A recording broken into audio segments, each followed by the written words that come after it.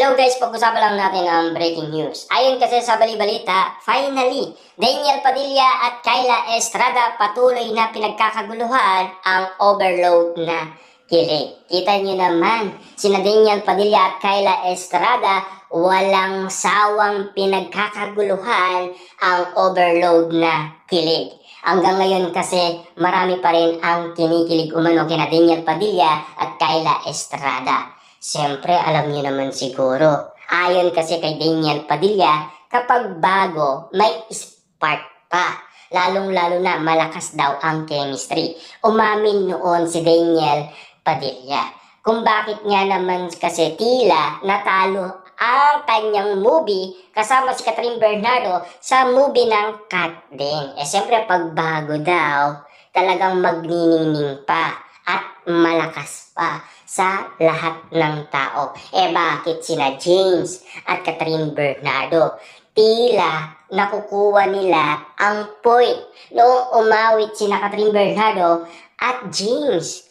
Tila wala nang ningning si Catherine Bernardo. Kita nyo naman ha, kakaiba ang mga ugnayan na nangyayari ngayon kay Catherine Bernardo kesa kay Daniel Padilla.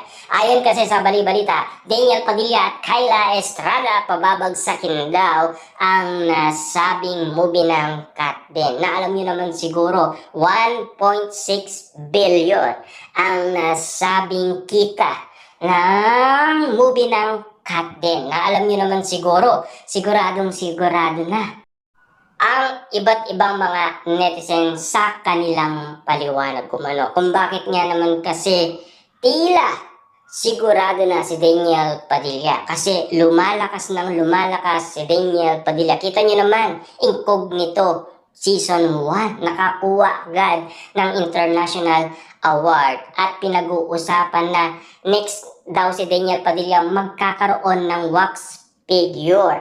Na alam niyo naman siguro, marami pang proseso ang mangyayari. Siyempre, depende sa boto ng maraming tao. Kung si Daniel Padilla ba o ang iba, diba? Kasi tatlo ang pagpipiliin. Kung si Daniel Padilla at ang ibang mga artista. Siyempre, alam niyo naman siguro, panalo na dyan ang isang Daniel Padilla. Kita niyo naman, pinagkakaguluhan hanggang ngayon si Daniel Padilla. Yung dating inaaway ng maraming tao, ngayon pinagkakaguluhan na nang dahil lang kay Catherine Bernardo. Dahil sa pagkakalink niya kay Mayor Mark Alcala. Unti-unting nililinis umano ang pangalan Daniel Padilla nang dahil sa pagiging jowa ni Catherine Bernardo kay Mayor Mark Alcala.